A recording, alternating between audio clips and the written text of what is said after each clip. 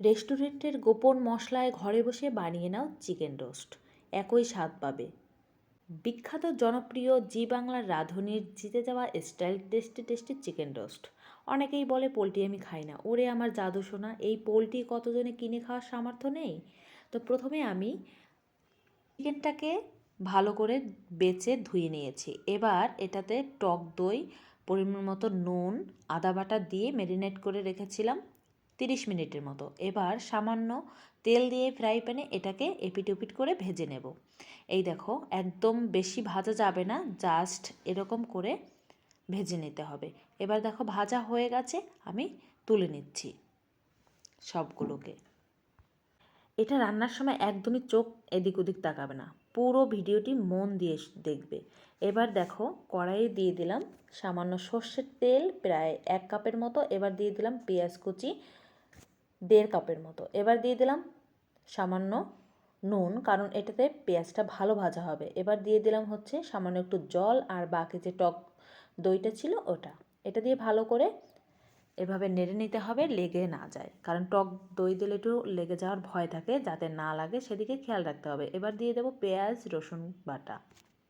এই মশলাটা দেওয়ার পরে খুব ভালো করে বারবার করে নাড়াচাড়া করে দিতে হবে। এবার দিয়ে দেবো হচ্ছে কাজু বাদাম বাটা। খুবই সতর্ক থাকতে হবে যেন লেগে না যায়। এই দেখো অনেকক্ষণ ধরে আমি এটা ভালো করে কষিয়ে নিচ্ছি। এবার যেটাই আমি ব্লেন্ড করেছিলাম ওটা ধুয়ে আবার দিয়ে দিলাম। এবার দিয়ে দিলাম পরিমাণ মতো নুন আর চিকেনগুলো। এবার জাস্ট একটু সময় কষিয়ে নিতে হবে। এবার অনেকক্ষণ ধরে এটাকে ভালো করে কষিয়ে নিতে হবে।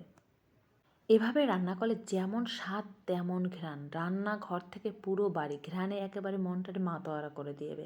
এই দেখো সুন্দর করে আমি নাড়াচাড়া করে একটু ভালো করে কষিয়ে নিচ্ছি। এবার দিয়ে দেবো গরম জল।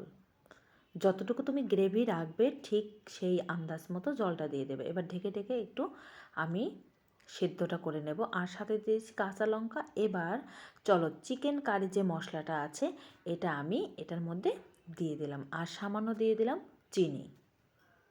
এবার অল্প একটুখানি হচ্ছে জিরে গুঁড়ো, আর দিয়ে দেব গরম মশলার গুঁড়ো। তোমরা যারা ঘি পছন্দ করো তাহলে দিতে পারো, নাও দিতে পারো। আর আমি দিয়ে দিলাম গোটা কয়েক টুকরো দারুচিনি। এবার নাড়াচাড়া করে ভালো করে মিলিয়ে চেক করে নিতে হবে যে সব মশলাগুলো ঠিক আছে কিনা। দেখো লাস্টে আমি গরম মশলা দিয়ে নামিয়ে নিলে রেডি হয়ে যাবে আজকে টেস্টি টেস্টি চিকেন রোস্ট। দেখো কালারটা কি ঠিক আছে তো? আর এবার এভাবে বানিয়ে একবার খেয়ে দেখো, খেয়ে আমাকে কমেন্টে জানাবে কেমন হলো। আজকে এ পর্যন্ত, পরবর্তীতে দেখা হবে। টাটা।